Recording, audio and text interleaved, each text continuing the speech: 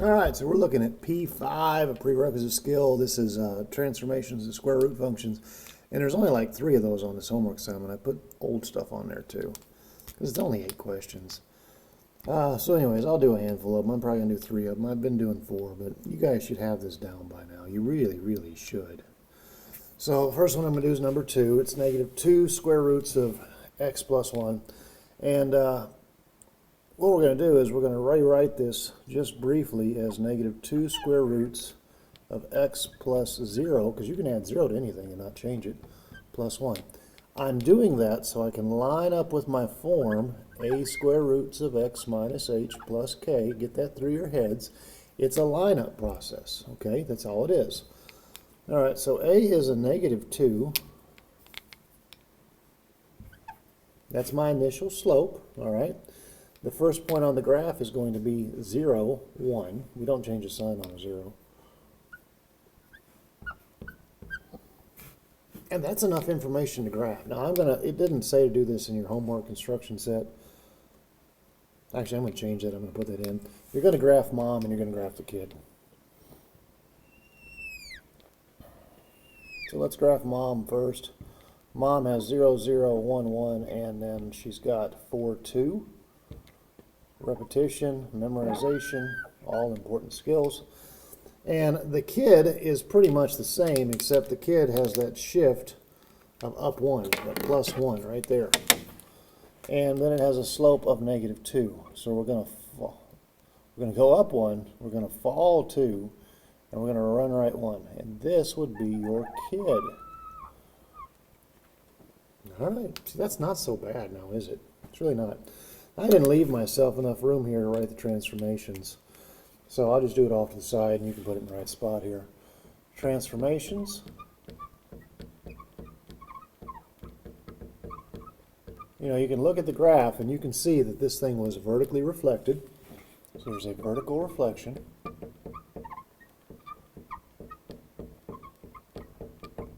You can look at the graph and you can see that it was actually shifted up 1. So there's a translation. Translate up 1. And even though the kid is upside down because it's been reflected, it's taller. So there's a vertical stretch. Now, the square root is the one function, at least for now, that actually doesn't inherit domain.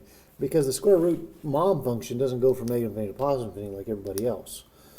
This one has the same domain as mom does, 0 to infinity. D for domain, 0 to infinity. Or if you're a set builder kid, all values of x such that x is an element of the real. Its range is low y value of negative infinity, high y value of 1. So negative infinity to -1, bracket on -1. Or if you're a set builder kid, all values of y such that y is less than or equal to -1. Pick your poison on that one. Right, I'm not going to do a whole lot of these. I'm not. For one, I don't have a whole lot of time. And 2, we've been doing this for a couple of days now. So like, unless this is the first homework assignment you've picked up, it really ought to be clicking by now. If it ain't click, let it clack, kids. It needs to get to that point. It needs to get there. I'm going to do 3. I'm not going to do 4. The issue with number 3 is how it's presented. Of course, now 3 is a parabola. You've got that exponent of 2 going on. So think about that. It's a parabola.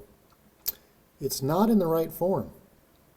We need an a times an x minus an h plus a k.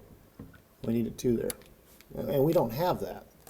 So we have to do some factoring. We have to be careful about it because 2x minus 4 is not what's there. There's a 2x minus 4 squared, which if you're comfortable with the double distributive property of the FOIL technique, you'd understand that's 4x squared minus 16x plus 16. It's not what you think it is now, is it? So anywho, what we're going to do is we're going to do a little factoring. I know I can pull a 2 from 2x, and I know I can pull a 2 from 4. If I divide 2x by a 2, I have x. If I divide 4 by a 2, I have a 2. And that is starting to look a little bit more like what's going on. Like I have the x minus h part and I have the plus the k. but I still have to distribute that 2 to get A. That becomes 4. 2 squared is 4.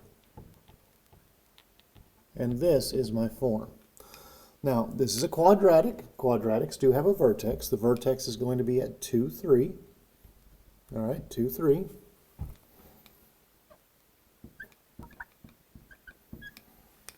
A, turns out, was 4. So this thing rises 4 and runs 1. It's a steep parabola.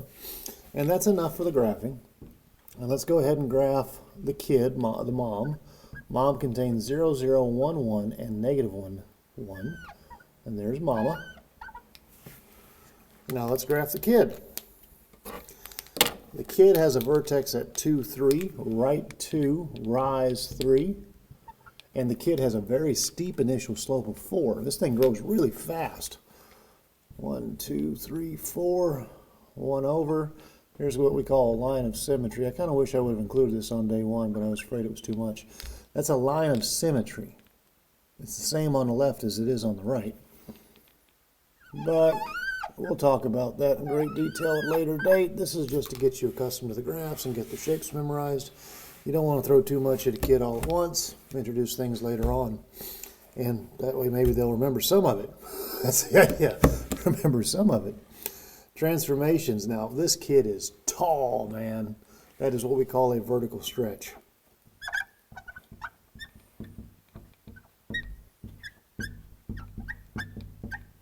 And this kid has been shifted around, right? Like, and I'm just going to be kind of lazy here. We've gone right 2, and we've gone up 3.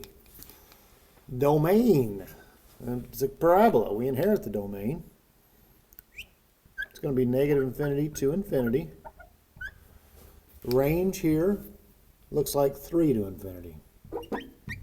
And I don't feel like spending time on set builder on that one. And there is number 3. I'm going to do one more. So let's see what's on the back side here. I don't want to do all the hard ones because you guys need to figure out some of these things for yourself. And I've just taught a lesson on square roots, so I really don't want to do another square root because I've done enough of those already this morning. What do we got interesting? There's a square. There's an absolute value. 5. 5's a line. Kids won't get it. But and it's literally in y equals mx plus b. So let's take a look at 7. All right, so 7's got the same issue as most of these do on this piece of paper.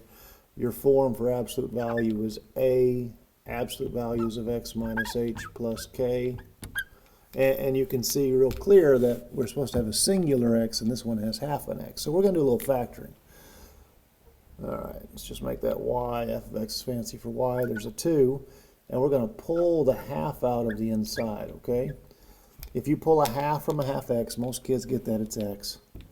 But if you take a 2 and divide it by a half, turns out that's 4, because we multiply by the reciprocal. And then we have our minus 1. And there is an equation that's almost ready to go. We just need to figure out what 2 times a half is, and half of 2 is 1. So we have a singular absolute value of x minus 4 minus a 1. All right, where is the vertex? The vertex is going to be at change keep 4, negative 1. A happens to be 1.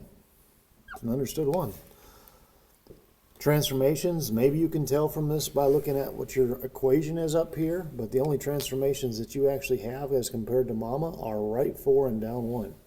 So we're going to translate right 4 or shift, whatever word you like. Just make sure you understand what translate means. Translate right 4 and then down 1. And let's graph it. All right, let's graph mama. Gotta know what mama looks like. And then let's graph the kid. So the kid is the same, except the kid went right 4 and down 1. 2, 3, 4, down 1. Put me about right there. And still has an initial slope of 1 because A was 1. And there's the kid. And there you go. That's what homework I'm doing. I did 3 of 8. So I did 3/8 of your homework. surely you boys and girls will figure out the rest of it. This stuff ain't that bad. Anyways, have a good weekend. See you Monday.